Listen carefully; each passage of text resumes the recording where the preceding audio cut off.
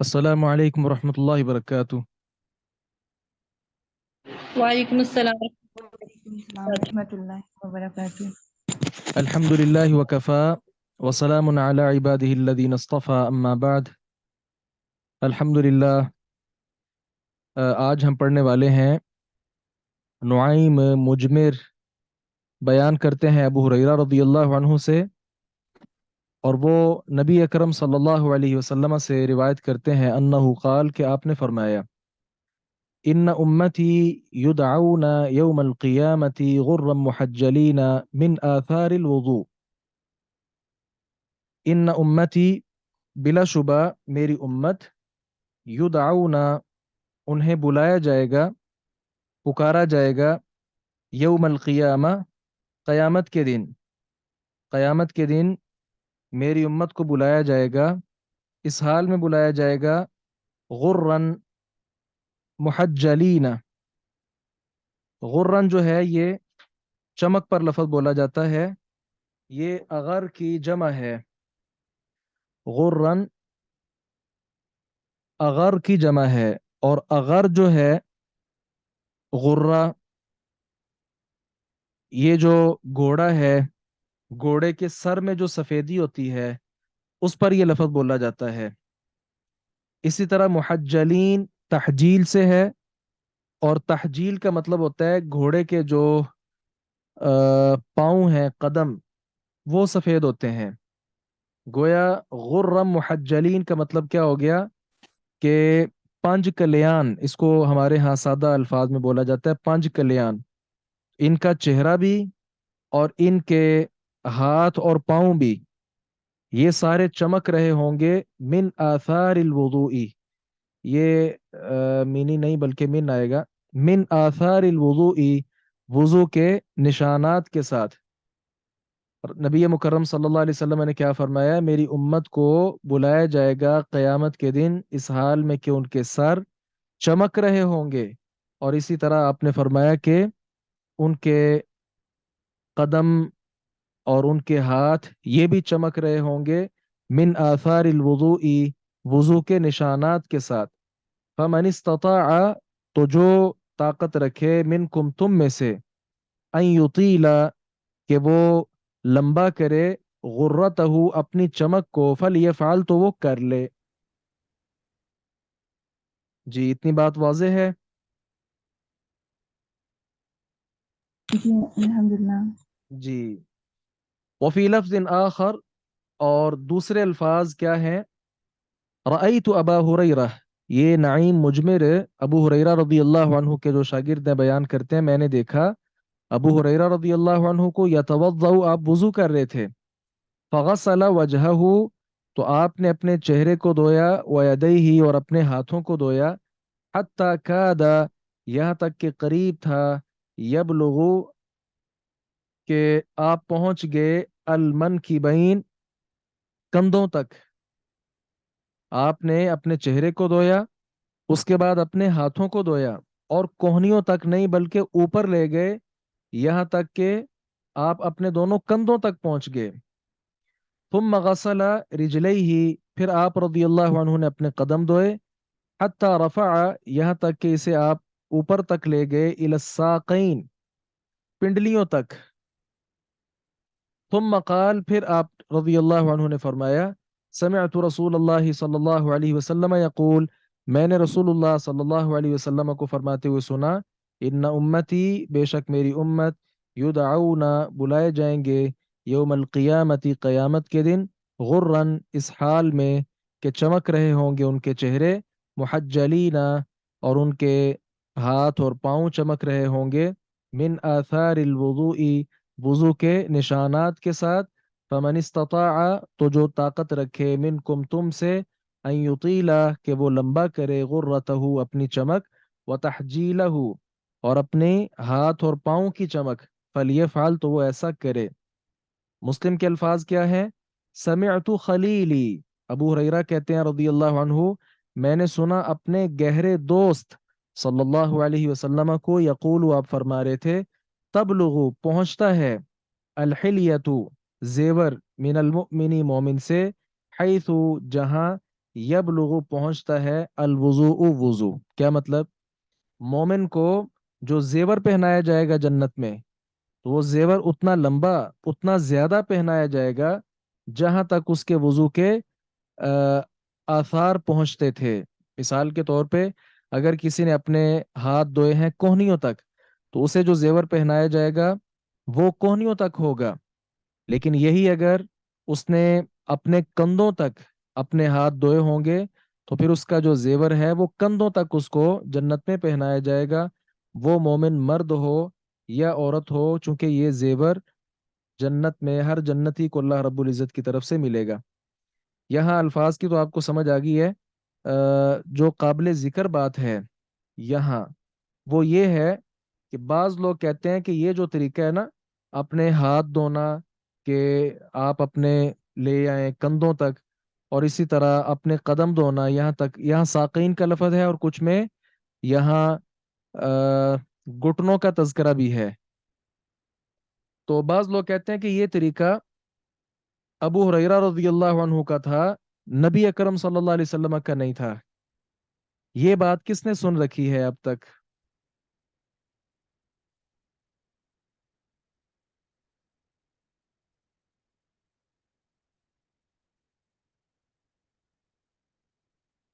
जी, Mohammad Abdurrahman. और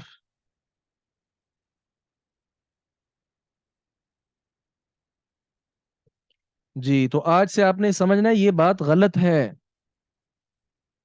हाँ जी, आयशा इफ्तिखार। असल बात ये जी है सर।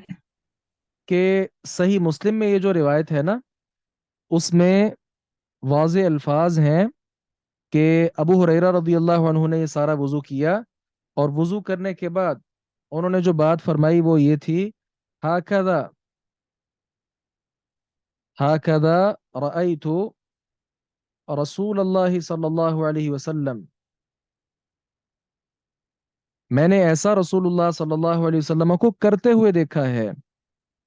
तो हमारे यहाँ बाज हदीस के शारिहीन ने ये जो बात लिखी है, ये दुरुस्त नहीं है। इस पर मैं चाहूँगा कि अ, सही मुस्लिम से हम इस बात को अगर देखें तो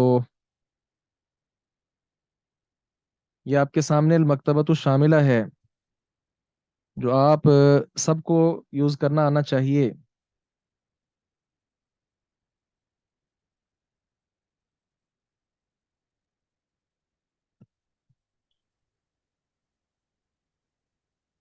जी, ये हदीस है।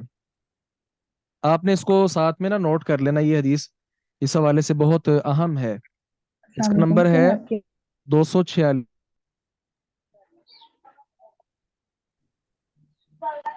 जी, आप तक अब आवाज़ मेरी आ रही है? तो जी आप मैं क्लियरली जिक्र कर रहा था, ये सही आपकी मुस्लिम है, 246 नंबर हदीस है। आप इसको नोट कर लेंगे। ये नुआइम बिन अब्दुल्ला अल मुजमिर, उन्हीं से ही रिवायत है। उन्होंने कहा कि मैंने अबू हुरैरा रदियल्लाहु अन्हु को देखा। जी। अच्छा, यहाँ सारा वो तरीका है कि अबू हुरैरा रदियल्लाहु ने वुजू किया, अपने चेहरे को धोया और मुकम्मल वुजू किया, अपने दाएं हाथ को धोया यहाँ तक कि उसको आप बाजू का ऊपर वाला जो हिस्सा है कंधे तक वहां ले गए। इसी तरह अपने बाएं हाथ को भी धोया, फिर अपने सर का मसा किया, और अपने दाएं कदम को धोया यहाँ तक कि उसको पिंडली तक ले गए। इसी तरह बाएं को भी। आगे यहाँ जो काबिल जिक्र अल्फाज हैं वो क्या है, तुम मकाल, फिर उन्होंने कहा, हाकदा रईतु रसूल अल्लाह सल्लल्लाहु अलैहि वसल्लम यतवद्दा, मैंने रसूलुल्लाह सल्लल्लाहु अलैहि वसल्लम को ऐसे वुजू करते हुए देखा था। तो लोगों का ये कहना कि ये अबू हुरैरा रज़ियल्लाहु अन्हु का अपना अमल था, ये बात दुरुस्त नहीं है। उन्होंने वुजू इतना करके दिखाया और कहा कि अल्लाह के नबी सल्लल्लाहु अलैहि वसल्लम को मैंने ऐसे वुजू करते हुए देखा था। अच्छा जी, अब यहाँ रहा ये मसला कि हमारे यहाँ वुजू तो किया जाता है कोहनियों तक, और इसी तरह टखनों तक कदम धोए जाते हैं। तो इसके मुतालिक हम एक और हदीस इसी से सही मुस्लिम से ही देखते हैं।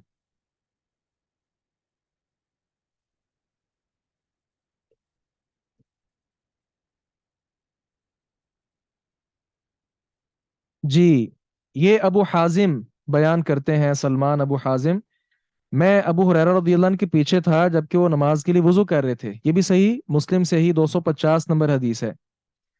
تو وہ کیا کر رہے تھے، اپنے ہاتھ کو دھو رہے تھے یہاں تک کہ حتی تبلغ ابطہ، یہاں تک کہ اپنی بغل تک لے گئے، مراد کندھے تک کی۔ تو میں نے کہا یا ابا ہریرہ ما ھذا الوضو، ابو ہریرہ یہ کون سا وضو ہے جی؟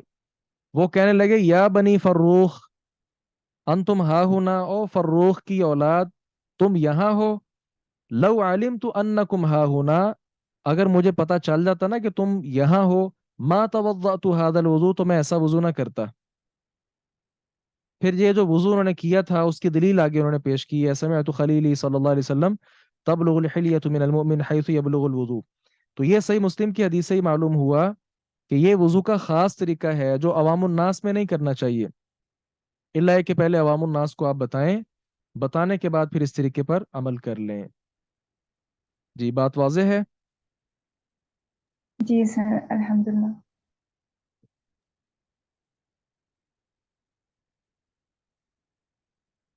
الحمدللہ، ہم آگے بڑھتے ہیں۔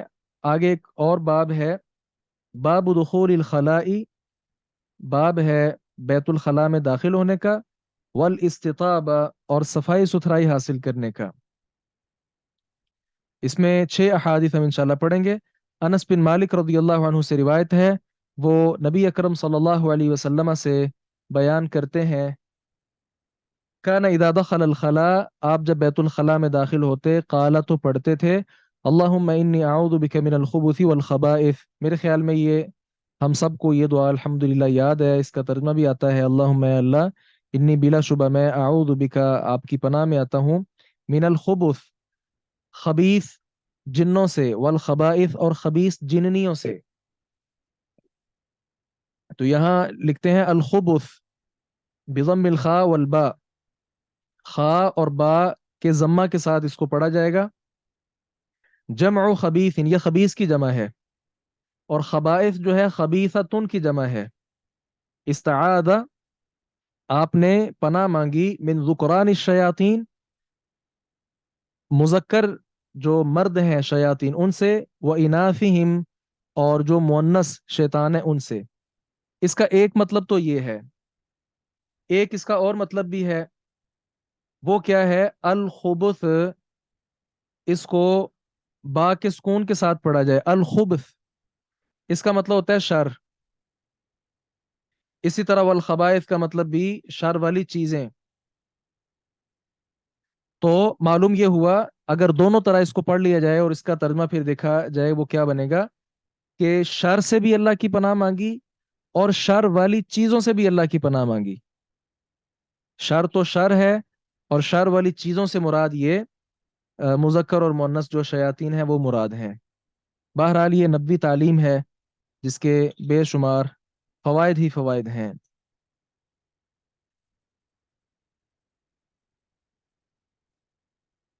جی ہم آگے بڑھتے ہیں کہ واش روم کرتے وقت کس طرف رخ کرنا چاہیے، کس طرف نہیں کرنا چاہیے۔ ابو ایوب انصاری رضی اللہ عنہ بیان فرماتے ہیں کہ رسول اللہ صلی اللہ علیہ وسلم نے فرمایا، اذا اتیتم الغائط، جب تم قضاء حاجت کو آؤ، فلا تستقبلوا، تو تم رخ نہ کرو، القبلۃ، قبلے کی طرف، بغائط، قضاء حاجت کے ساتھ، ولا بول، اور نہ پیشاب کے ساتھ، یعنی دونوں صورتوں میں، ولا تستدبروها، اور نہ تم پیٹھ پھیرو، ہاں اس قبلے کی جانب، یعنی استقبال قبلہ بھی ممنوع اور استدبار قبلہ بھی ممنوع۔ استقبال قبلہ، قبلہ کا مطلب ہوتا ہے قبلہ کی طرف منہ کرنا، اور استدبار قبلہ کا مطلب ہوتا ہے کعبے کی طرف پیٹھ کرنا، دونوں چیزیں ممنوع ہیں۔ حکم آپ نے کیا دیا؟ ولیکن، اور لیکن، شرقو، مشرق کی طرف منہ کر لو، او غربو، یا مغرب کی طرف منہ کر لو۔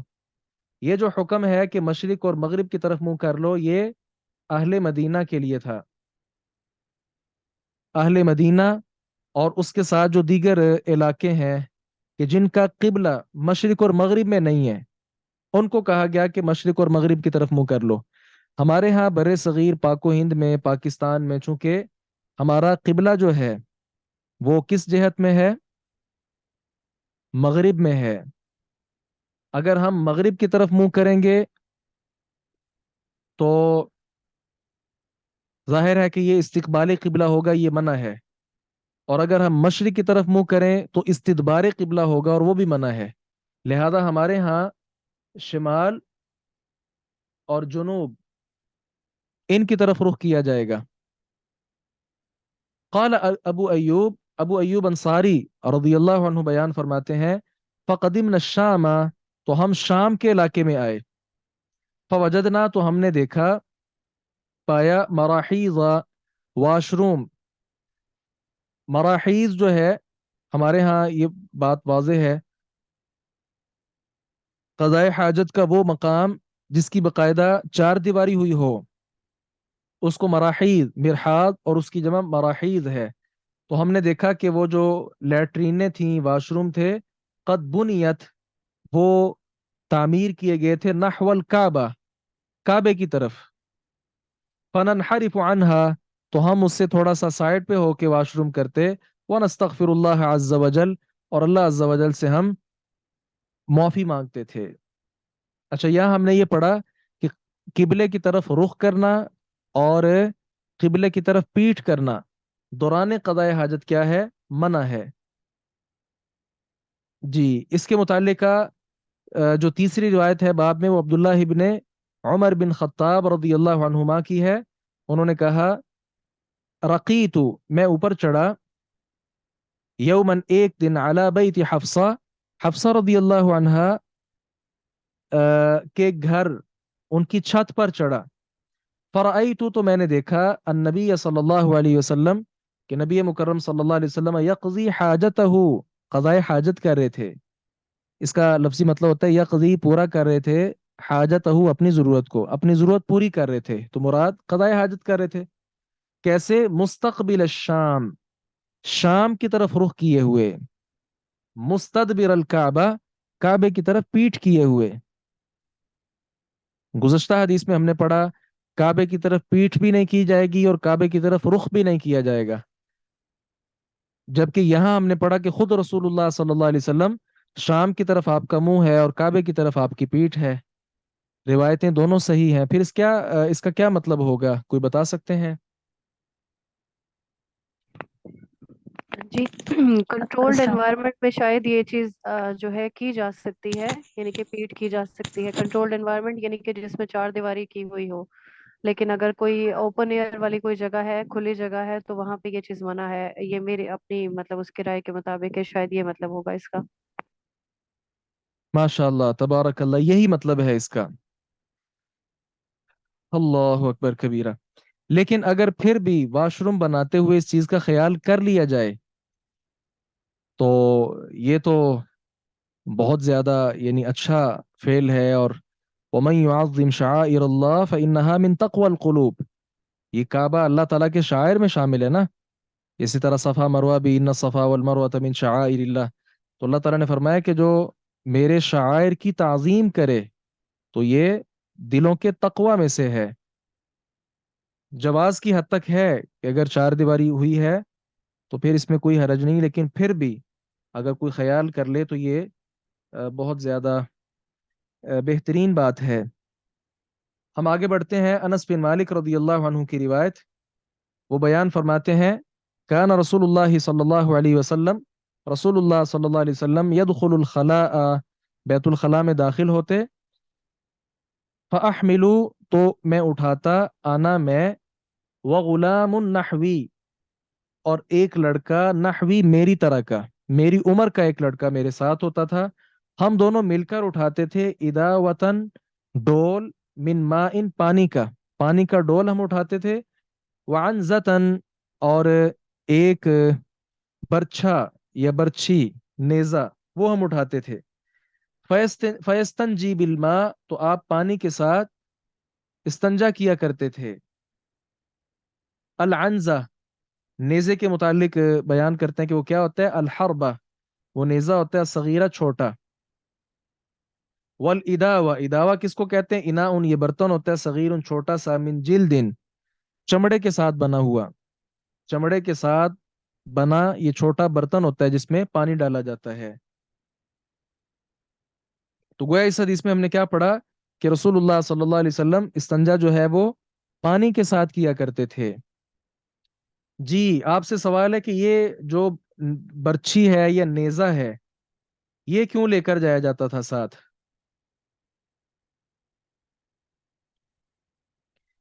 कोई बता सकते हैं?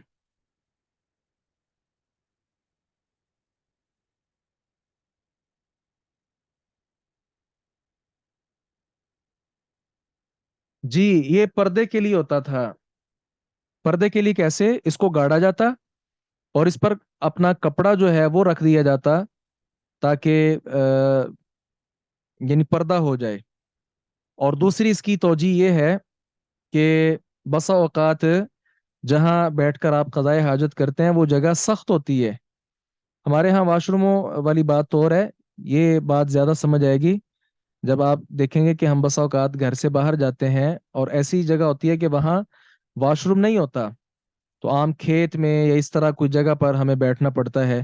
तो वहाँ हमें दो चीज़ों की ज़रूरत होती है, एक पर्दादारी की, और दूसरे नंबर पर वो जो जगह होती है उसको थोड़ा सा हमवार किया जाता है, नरम किया जाता है, ताकि क़ज़ाए हाजत के दौरान वो छींटे हमें हम उनसे महफूज रह सकें। तो इस तरह जो बहुत ज़्यादा सख्त ज़मीन होती है, नेज़े के साथ उसको थोड़ा सा कुरेदा जाता है ताकि वो जगह नरम हो जाए और वॉशरूम करते हुए छींटों से महफूज रहा जाए।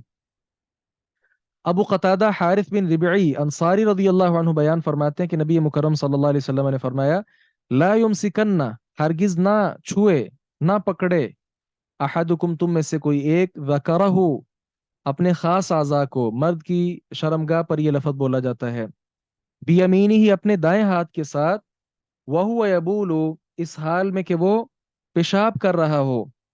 तो पेशाब करते हुए नबी अकरम सल्लल्लाहु अलैहि वसल्लम ने फरमाया कि तुम में से हरगिज कोई भी अपनी शर्मगाह को ना पकड़े।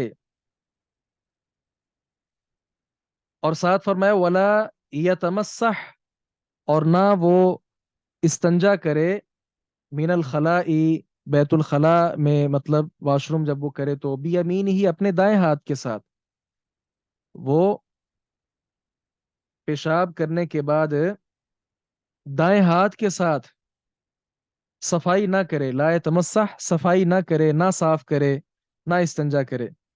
और तीसरी बात आपने इरशाद फरमाई, वला तनफस, और सांस ना ले, फिल इना, बर्तन में। ये रिवायत इमाम हाकिम रहमहुल्लाह की किताब है जिसका नाम है अल मुस्तदरक। मुस्तदरक इमाम हाकिम की किताब है, उसमें जो अल्फाज हैं वो क्या है, वला तनफस फिल इना के साथ कुछ इजाफी अल्फाज हैं, इदा काना यशरबु मिनहु। इसका ये मतलब नहीं कि आपने पानी पीना है तो दौराने यानी पीने आप सांस ले ही नहीं, ऐसा नहीं, बल्कि बर्तन के अंदर जब तक आपका मुंह है तब तक आप सांस नहीं लेंगे।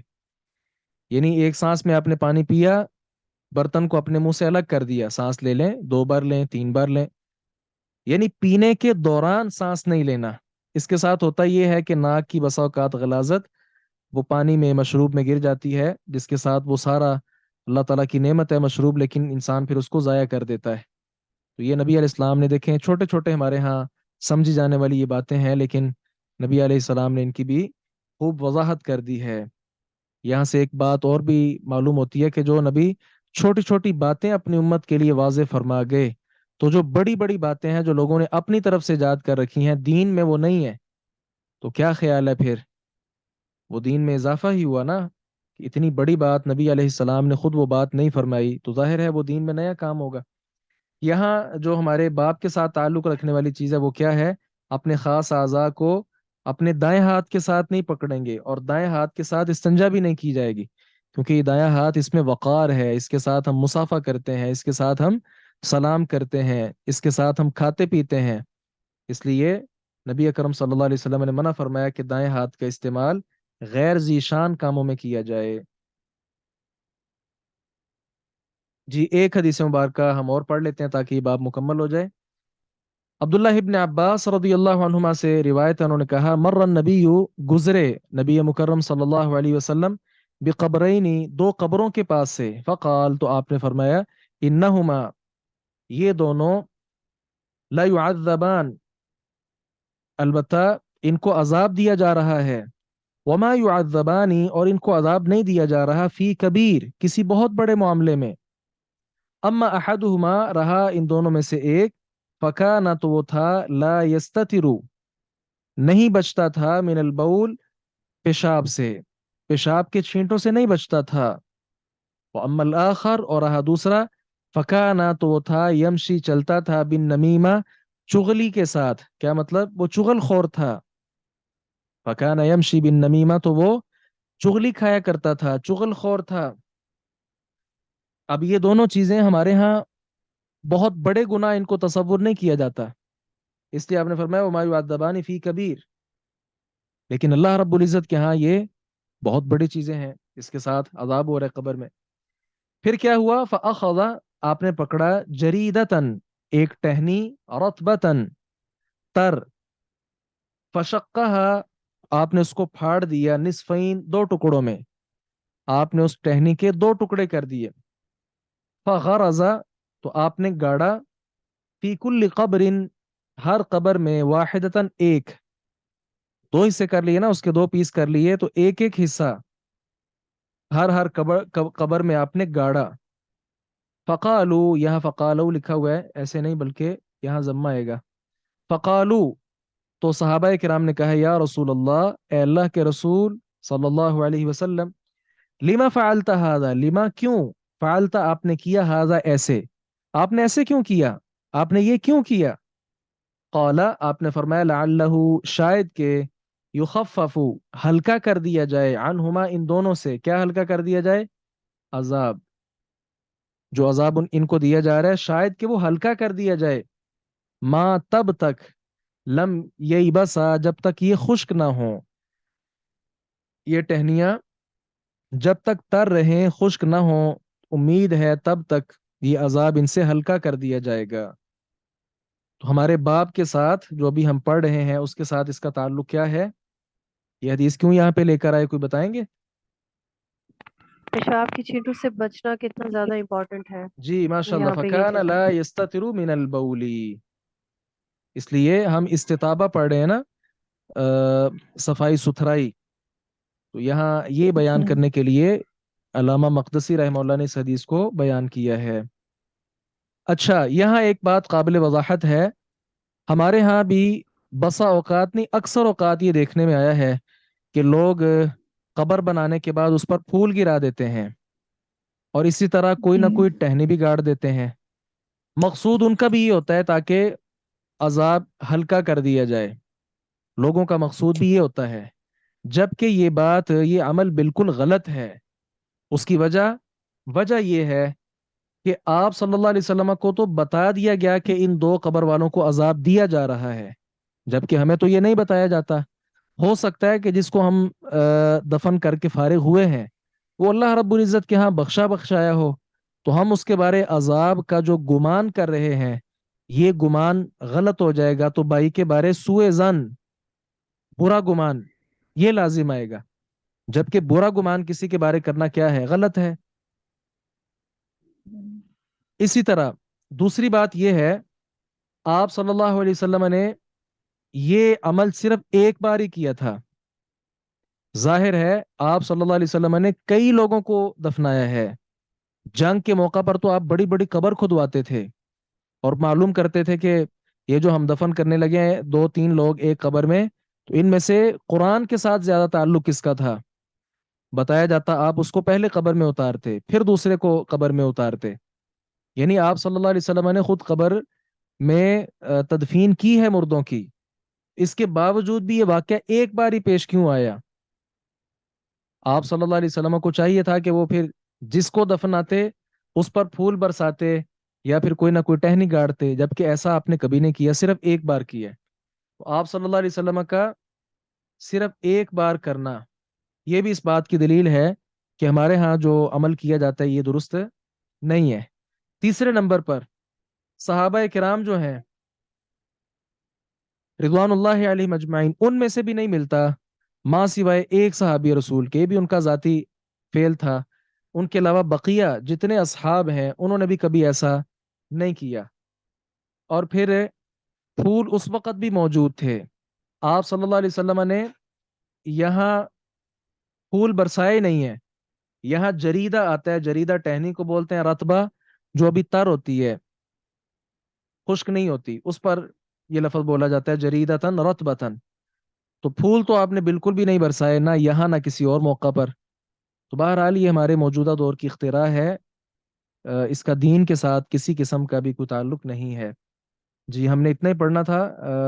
अगला बाब इंशाल्लाह हम फिर शुरू करेंगे। किसी ने कोई बात करनी हो, कोई सवाल करना हो, कर सकते हैं। उससे पहले मैं गुजारिश करूं कि आप माशाल्लाह ग्रुप में सबक सुनाते हैं, तो अगर कोशिश करें कि वॉइस में जो आप हदीस पढ़ते हैं तो हदीस के अल्फाज को ज़रा तवज्जो के साथ पढ़ा करें, और इसको बल्कि दो दो तीन तीन बार पहले दोहरा लिया करें। जैसे इन्नहुमा ला युअज़्ज़बान व मा युअज़्ज़बानी फी कबीर, इतना है, इसको चार चार पांच पांच बार दोहराएं। इन्नहुमा ला युअज़्ज़बानी व मा युअज़्ज़बानी फी कबीरिन, इन्नहुमा ला युअज़्ज़बानी व मा युअज़्ज़बानी फी कबीरिन। इसके साथ ये होता है कि फिर अल्फाज की गलती नहीं होती। तो ये थोड़ी सी जो मैंने कमी महसूस की है, इसको हमें मिलकर दूर करना है इंशाल्लाह। जी, कोई बात कर सकते हैं, किसी ने कोई सवाल इश्काल हो तो। सर, क्या ये पॉसिबल है कि जिस तरह से आप ये हदीस बयान करते हैं तो इसका कोई भी रेफरेंस हमें साथ में दे दें, अगर हम उसको सही मुस्लिम से या सही बुखारी से या जो भी रेफरेंस होगा उसके अकॉर्डिंग चेक करना चाहें वहां से, तो अगर ये पॉसिबल हो तो ये कर दिया करें शेयर। अ, मैंने आपके साथ जो उर्दू वाली शेयर की है उसमें लिखा हुआ है नंबर। मैंने उसको चेक किया था लेकिन वो नंबर मैच नहीं किया था। हो सकता है मैंने किया, सिर्फ एक चेक किया था, लेकिन अगर आप कहते हैं तो मैं दोबारा बाकी भी चेक कर लूंगी इंशाल्लाह। चलें, इसका मैं कोई और नुस्खा देखता हूँ। ये जो भी आपके सामने नुस्खा है ना, इसमें ये चीज़ नहीं है, वैसे होनी चाहिए थी। तो मैं कोई देखता हूँ, इंशाल्लाह वो मिलेगा। उसमें ना नंबर साथ लिखा होता है, सही बुखारी में किस नंबर पर है, और सही मुस्लिम का नंबर भी लिखा होता है। इंशाल्लाह मैं वो नुस्खा देखूंगा, फिर वो शेयर कर अस्सलाम। दूंगा। वालेकुम अस्सलाम व बरकातहू। सर असल में इस्लाम 360 पर अगर हम हदीस चेक करें ना तो वो थोड़ा सा जीन्स का फर्क आ जाता है, वो थोड़ा सा उसको स्क्रॉल करके उसका नंबर चेक होता है, ये थोड़ी सी मिस अंडरस्टैंडिंग हो जाती है, वैसे नंबर वो सेम होते हैं आपके। असल में इस्लाम 360 जो है ना, उसमें सही मुस्लिम की नंबरिंग और है। जी वही सही बात है ना वो। मुस्लिम की नंबरिंग में फ़र्क ही है। वो ज़्यादातर बस फ़र्क ही है उसमें नुस्खों के एतबार से ना। जिस तरह सही बुखारी का होता है ना, एग्जैक्ट एक ही नंबर होता है, सही मुस्लिम में थोड़ा सा फ़र्क होता है, क्योंकि इसमें तीन चार तरह के नंबरिंग है। हदीस के एतबार से अलग नंबरिंग होती है, किताब के एतबार से अलग नंबरिंग होती है। इस वजह से उसमें कुछ फ़र्क आ जाता है।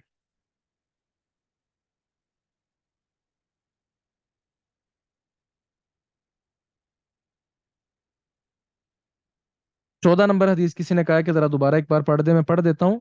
रसूलुल्लाह सल्लल्लाहु अलैहि वसल्लम के बारे में अनस बिन मालिक रज़ियल्लाहु अन्हु बयान करते हैं, काना रसूलुल्लाह सल्लल्लाहु अलैहि वसल्लम थे, यदखुलुल खला, बैतुल खला में दाखिल होते, फ़अहमिलु तो मैं उठाता, आना मैं, व गुलामुन और एक लड़का, नहवी मुझ जैसा। क्या उठाते हम?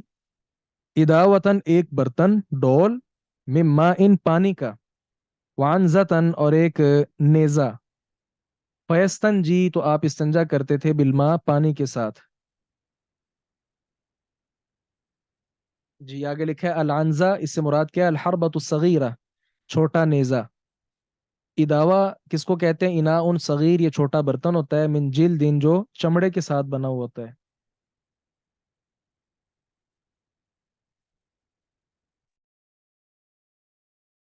जी, बाबू सिवाक से इंशाल्लाह हम कल पढ़ेंगे। अस्सलाम वालेकुम रहमतुल्लाहि व बरकातुहू। वालेकुम अस्सलाम वरहमतुल्लाहि वबरकातुहू। जी सर, मैंने आपसे क्वेश्चन करना था, जो लास्ट वाली आपने हदीस बताई है कब्र से रिलेटेड, जैसे आपने बताया कि वो छड़ी ग्रीन वाली लेके जाते हैं और फ्लावर्स वगैरह डालना। इसके अलावा कुछ लोग जो है खाने की कुछ चीजें लेके जाते हैं, जैसे चावल दाल वगैरह वहां पे डालते हैं कि वहां पे जो मौजूद हशरात हैं वो उसे खाएंगे तो उस पर्सन को अजर मिलेगा, और साथ देखें, में शरीयत अगरबत्ती ने हमें जलाना। जो है ना वो इंसानियत की खैर खाई का दरस दिया है।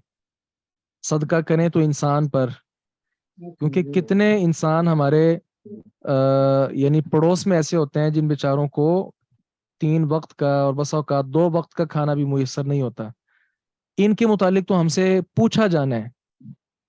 پڑوسی اگر ہمارا بھوکا سو گیا اس کے متعلق ہماری پوچھ ہونی ہے اللہ تعالیٰ سے کہ اس کو کھلایا کیوں نہیں تھا, آپ کے پاس تھا بھی. جی, اور حشرات کے متعلق تو ہم سے پوچھ نہیں ہونی. جی السلام اللہ یہ علیکم کہ ورحمۃ اللہ وبرکاتہ. جو ہمارے جی وعلیکم السلام ورحمۃ اللہ وبرکاتہ. جی رمضان میں کہنا تھا کہ میں نے کئی جنازے اٹینڈ کیے ہیں, ان میں یہی ہوتا ہے کہ سبز ٹہنی جو ہے نا وہ سرہانے کی طرف لگا دیتے ہیں. تو میں نے جب پوچھا کہ جی ایسا کیوں ہوتا ہے, ان کا جی اس کا یہ مطلب نہیں ہے کہ وہ اس چیز کو پورا کر رہے تھے کہ حضور پاک صلی اللہ علیہ وسلم نے وہ ٹہنی لگائی تھی کسی وقت. وہ کہتے ہیں جسٹ اس کا مقصد یہ ہوتا ہے کہ جو لوگ وہاں پہ موجود ہیں یا کوئی ہو سکتا ہے جنازے کے بعد کوئی بندہ وہاں پہ پہنچے تو اس کو پتہ چلے کہ سرہانا اس طرح کو سرہانا